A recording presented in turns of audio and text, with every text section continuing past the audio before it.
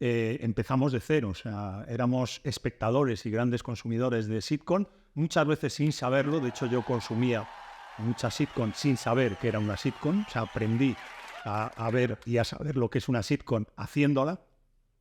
Y fue un crecimiento a la vez que la serie, o sea, aprendimos a hacer la serie a medida que la hacíamos, ¿no? Una parte del equipo viajó a Estados Unidos a reunirse con grandes gurús de las sitcom americanas, gente que había producido Frasier, Cheers, Taxi, series míticas de finales de los 80 y principios de los 90 del siglo pasado.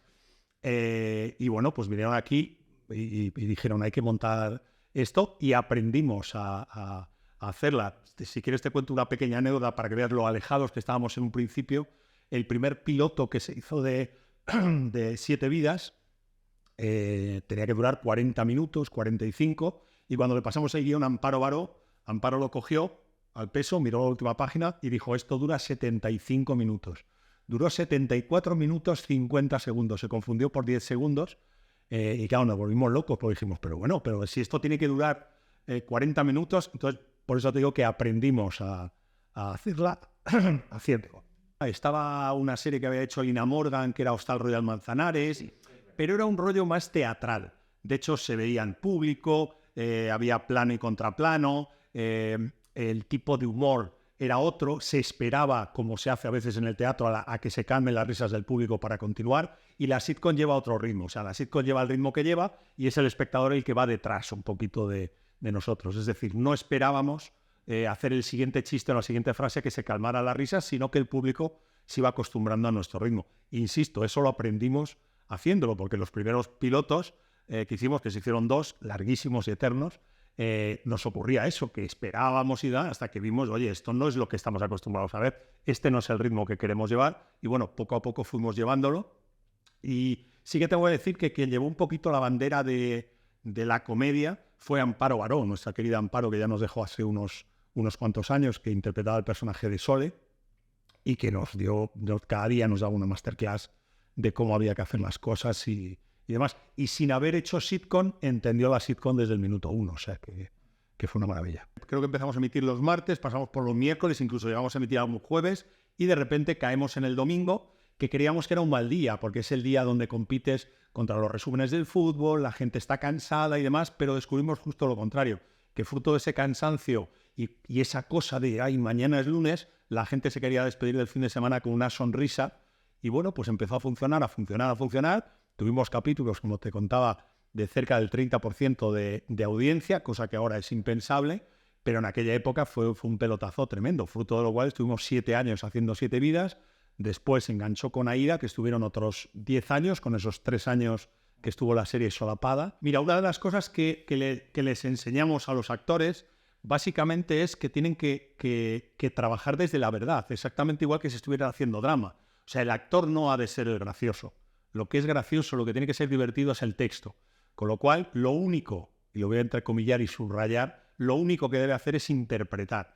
Nosotros tuvimos algunos grandísimos actores que pasaron por ambas series, por Aida o por 7 vidas, grandísimos actores de drama, que venían con esa cosa de decir, es que no sé hacer comedia. Y le dijimos, no, es que no tienes que hacer comedia. Tú lo que tienes que es interpretar el texto, darle el tempo, el ritmo que tiene que tener, que evidentemente eso también se entrena y trabajamos con los alumnos mucho, pero básicamente lo que tiene que tener es verdad tu personaje, y si tu personaje sufre con él. Lo que pasa es que la resolución de ese sufrimiento, o cómo lo ve el antagonista, en este caso de la secuencia, va a llevar a una situación cómica. Por eso se llama sitcom, situation comedy, comedia de situación, porque lo que es divertido es la situación a la que se enfrentan los personajes, ¿no? Entonces, hacerles entender eso. Hay veces, y sí que es verdad que venimos un poco contaminados por un tipo de comedia que tiene un tono más elevado. La comedia británica, que viene marcada muy, muy de lejos por los Monty Python, lleva un tono como más elevado, más extrovertida, más de payaseo, pero es que es el tono que tiene la historia. Pero los personajes, si tú te fijas, si sufren de verdad. Aunque luego lo payaseen, pero sufren de verdad. Pero al final lo divertido es la situación, el texto y el chiste, no su forma de interpretar. Eso no es lo gracioso. Si no, te tienes que adaptar al tono, al ritmo y demás. Entonces eso es un poco por donde les intentamos llevar, ¿no? Y además, como pasamos por todo el proceso creativo de una sitcom, que además es muy interesante y muy particular, que es completamente distinto al resto de las series, les da tiempo a ir creciendo poco a poco con ese proceso creativo hasta llegar al momento culmen de la grabación final. Aquí el ritmo tiene que estar marcado en la secuencia y es el que es. Entonces hacemos la secuencia del tirón y somos capaces de marcar el ritmo durante toda la secuencia. Nosotros, y con todos los respetos, cuando hacíamos una puesta en escena o íbamos a ensayar una secuencia, lo que decíamos es vamos a hacer el teatrillo, pero por aquello de que la sitcom se asemeja mucho con el teatro, las escenas van del tirón. O sea, no hacemos, como tú dices, plano a plano, sino que hacemos toda la secuencia entera y somos capaces de medir el ritmo, de ver qué pausa se ha quedado larga, qué pausa se ha quedado corta, dónde tenemos que meterle un poquito más velocidad al texto, dónde esa mirada hay que marcarla mucho más, dónde esa reacción en 2 tiempos tiene que estar muy bien marcada porque la atención y el plano va a estar ahí y el otro está simplemente dando la réplica. O sea que somos capaces de acercarnos muy mucho a lo que puede ser la grabación real de una secuencia en una serie profesional con público en directo y toda la perfecta. Antes decía que pasaron grandes actores que no sabían cómo manejar la comedia y hemos tenido grandes patinazos de grandísimos actores de cine, de televisión de toda la vida y que no han sabido gestionar su intervención en una sitcom, ¿no? Porque es complejo, son muchos elementos, como dices, el montarte en un tren en marcha y encima en un tren de estas características, ¿no? Con el tipo de comedia que tiene una sitcom, era muy complejo. Y encima tenías el agravante de que el último día lo tenías que hacer delante de público en directo. De hecho, teníamos muchos actores que nos decían, oye, por favor, grabar mis secuencias del día del ensayo general, que no creo que estoy preparado para actuar delante de público. Gente que lleva 40 años haciendo teatro y de repente les suponía una gran carga o un gran peso el interpretar esas secuencias delante de público en directo. Luego hemos tenido otros que, vamos, que lo que sea, o sea, yo recuerdo el paso, bueno, es que te podía estar 2 horas diciéndote gente que pasó maravillosa, pero recuerdo con mucho cariño el paso de Federico Lupi, uno de los grandísimos actores a nivel mundial, que además hacía pareja con Amparo Baró, Un antiguo amor y demás. Era maravilloso verle trabajar, cómo entendía todo, cómo se dejaba llevar, ¿no? Porque a veces como director, cuando trabajas eso con un actor que lleva 50 años de carrera, dices, ¿qué le digo? Dice, no, pues que él sabe que tú eres el director y que estás ahí para decirle cosas y llevarle, ¿no? Y guiarle. Sí que es verdad que es más fácil guiarle, a veces, como digo yo, más que dirigirle, lo que hay que hacer es pastorearle un poquito, decir por aquí, por allí, y ya van solos, pero ellos esperan que estés ahí con ellos. Nos hemos tenido de todo, o sea, gente que lo ha pasado mal, porque es un género complicado y hay que estar muy preparado, y eso, entrar para un capítulo, hacer 3 secuencias, además una serie que estaba ya en un momento álgido como 7 vidas o Aída cuando arrancó, porque Aída, claro, al heredar toda la audiencia de 7 vidas empezó con un tiro, pues era complicado para ellos. Pero bueno, nosotros intentábamos en la medida de lo posible ayudarle y lógicamente el elenco fijo que teníamos en la serie les llevaban un poquito de la mano, pero aún así a veces costaba.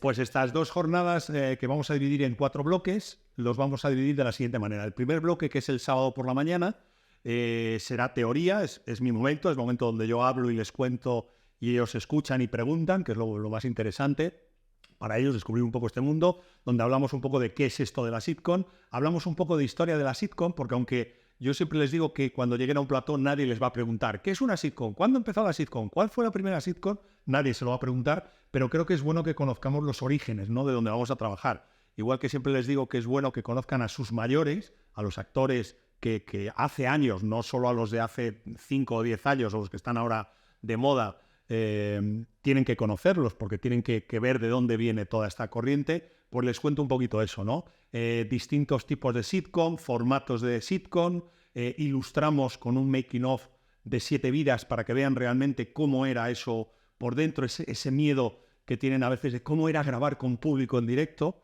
Pues se lo enseñamos para que lo vean y vemos alguna pildorita de alguna serie, de alguna sitcom, para que vean distintos tipos de interpretar la comedia, ¿no? Desde la comedia más naturalista hasta una comedia mucho más esperpéntica y mucho más extrovertida. Eso sería el primer bloque. Y a partir de ahí, los otros 3 bloques, el sábado por la tarde, el domingo por la mañana y el domingo por la tarde, lo que vamos a hacer es todo el proceso de creación del capítulo de una sitcom, todo el proceso de ensayos hasta llegar al domingo por la tarde donde grabaremos las escenas.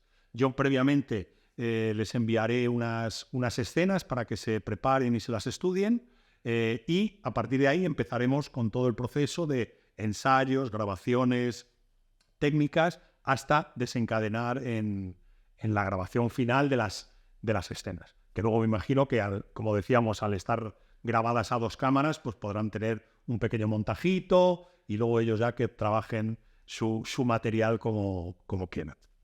Sí, por supuesto. O sea, no es imprescindible ser un actor o actriz cómica. Hombre, está bien entender la comedia. Es decir, ya, pero a mí no se me da bien. Bueno, no te preocupes porque nosotros te marcaremos y te daremos unos tips y unos elementos para que puedas desarrollar. Y como decía antes, creo que lo importante es saber que lo gracioso y lo divertido está en el texto.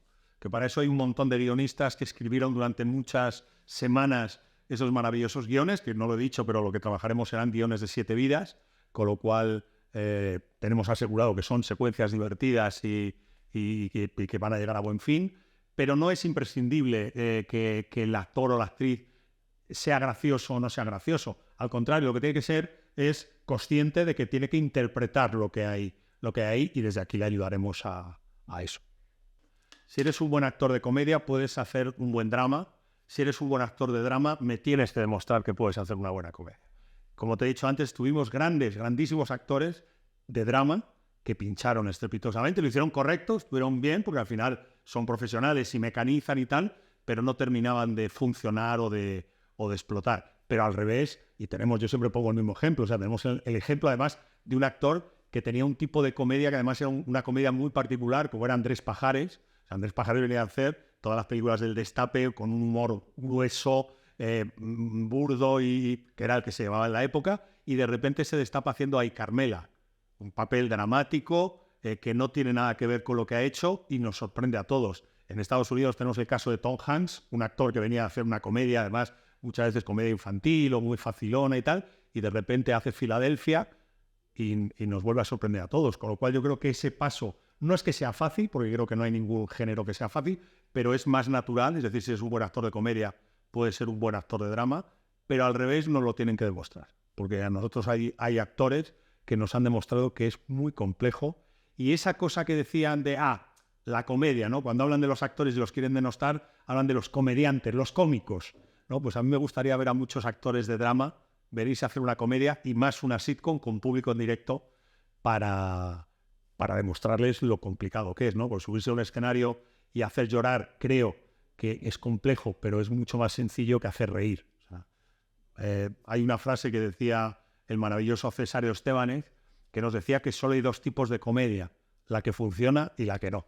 No hay término medio. El chiste o funciona o no funciona. Un mal drama, bueno, pues yo puedo poner un planito más corto, un violín, un plano de un perrito tierno, un atardecer y una lagrimita que cae y dices, joder, ¿cómo estaba la actriz? Pero un chiste no lo puedes arreglar, o está o no está. O sea, eso es lo complejo.